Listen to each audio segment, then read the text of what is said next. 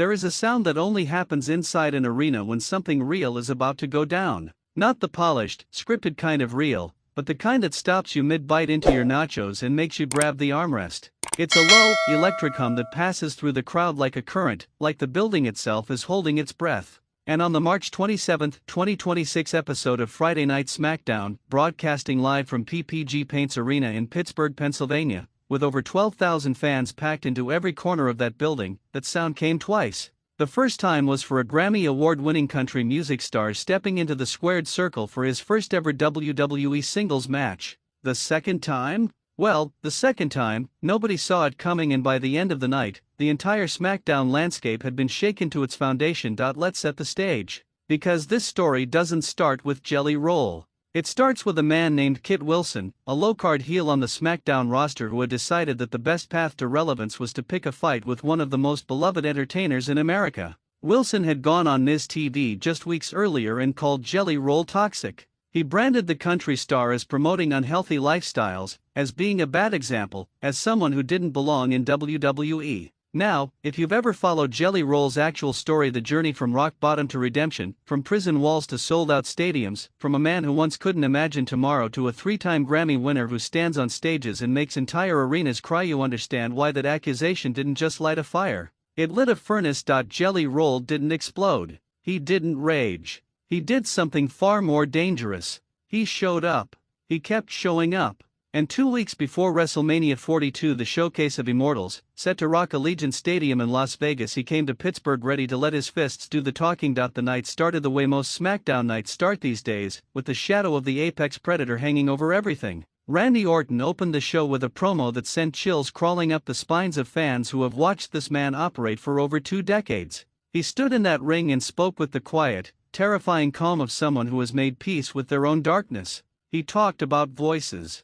He admitted he had silenced them for years, that he had tried to be a better man, that Cody Rhodes had given him his blessing to listen to those voices again. And now he couldn't be held responsible for what happened next. There was a mystery in the air too, a phone call Orton had been making in recent weeks to someone whose identity remained unrevealed. The crowd was buzzing with theories. But before Orton could reveal the name behind those calls, Matt Cardona's music hit, and the former internet darling came storming out, microphone in hand, cracking Orton over the skull with it to interrupt the promo. It was a brave move. It was also almost certainly a fatal one. Cardona has been called many things in his career, and Randy Orton made sure to include a few of those descriptors before the night was over. Orton demanded a match from SmackDown general manager Nick Aldis backstage, threatening to cause significantly more damage if he didn't get one. Aldis, ever the pragmatist, obliged. The match was made. Orton vs. Cardona, main event, tonight. The city of Pittsburgh was already buzzing before the first commercial break had even ended. But this is Jelly Roll's story, so let's rewind the clock a little.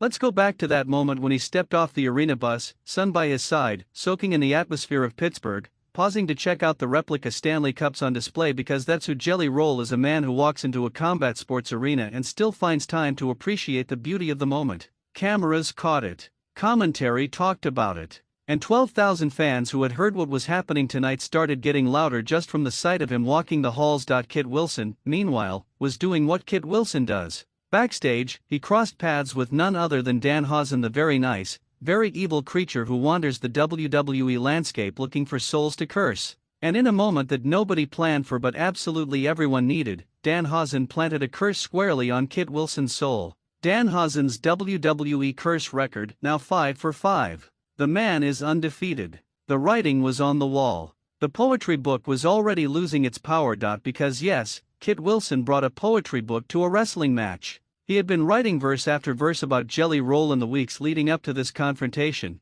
crafting poems about things so petty and juvenile that the audience booed him out of the building every single time. Tonight was no different. Before the match, Wilson stepped into that ring and delivered yet another poem, this one about Jelly Roll's mother. Because apparently Kit Wilson has decided that the fastest way to get heat is to be the most insufferable human being on television. He read his verses with that self-satisfied smirk, that theatrical flourish, that smug confidence of a man who knows he is the smartest person in the room while being completely oblivious to the fact that the room would love nothing more than to watch him get chokeslammed into next week. And then the music hit. There is something about the moment Jelly Roll's entrance music rolls through an arena that operates on a frequency beyond mere sound. It is part defiance, part celebration, part sermon from the Mount. When that familiar roar broke through the Pittsburgh air and Jelly Roll emerged onto that ramp moving with a swagger that carries the weight of everything he has survived and everything he has become, the place erupted. Not polite applause. Not respectful appreciation. Full throat, wall-shaking, sign-waving eruption.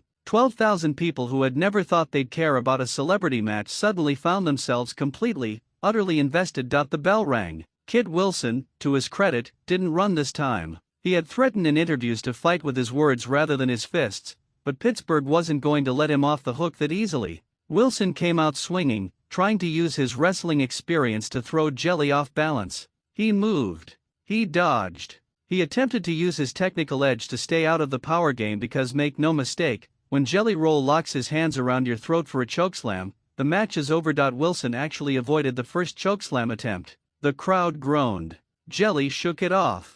The match kept moving. At one point, in a moment that made the commentary team absolutely lose their minds, Jelly Roll himself reached for Kit Wilson's poetry book, ready to use the man's own weapon against him. Wilson dodged that too, scrambling away from the book like it was a grenade. The crowd found it hilarious. Jelly found it infuriating. And when a man of Jelly Roll's size gets infuriated, something has to give. Wilson thought he had the match won. He covered Jelly. The referee's hand came down once, twice, and Jelly Roll kicked out. The Pittsburgh crowd found a new gear entirely. Wilson couldn't believe it. He slapped the mat, argued with the referee, turned back around and walked straight into the second chokeslam attempt. This time, there was no escape. The mat shook. The crowd erupted. Jelly Roll landed on top.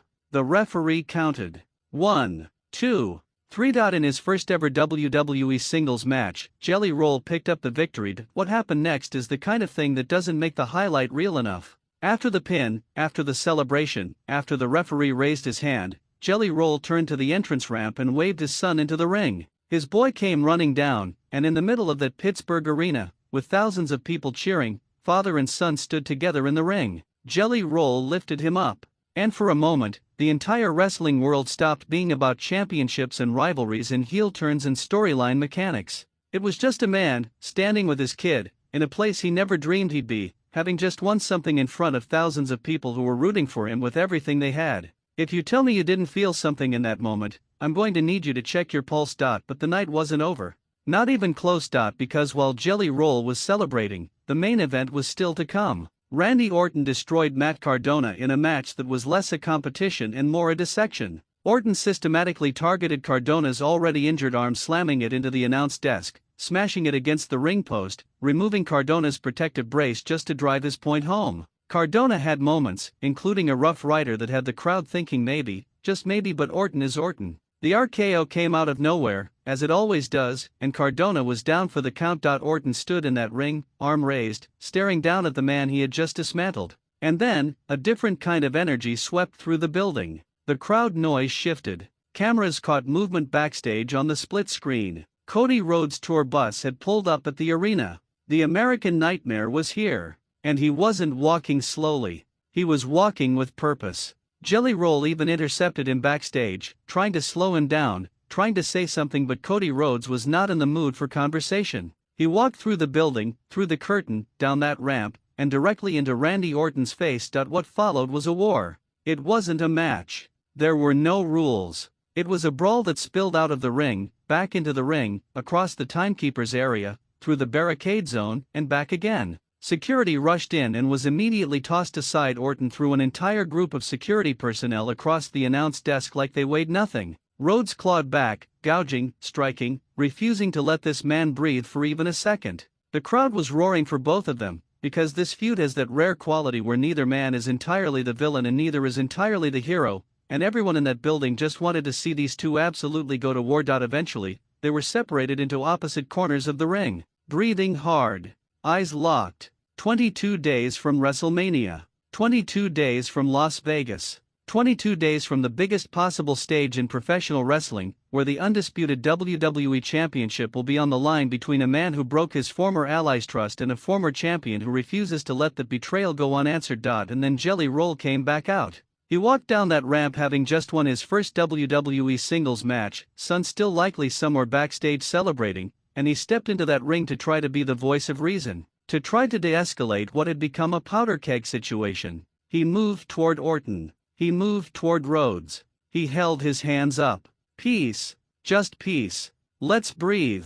Let's think. Let's not do anything we're going to regret. Randy Orton looked at him. That smile crept across his face, the slow, predatory smile of a man who has been listening to voices that the rest of us can't hear. And then, in one single fluid motion, with zero hesitation and maximum cruelty, Orton broke free and hit Jelly Roll with an RKO. The arena went silent for a half second. Not the quiet of disappointment. The quiet of shock. Of thousands of people processing what they just saw happen to a man who was only trying to help.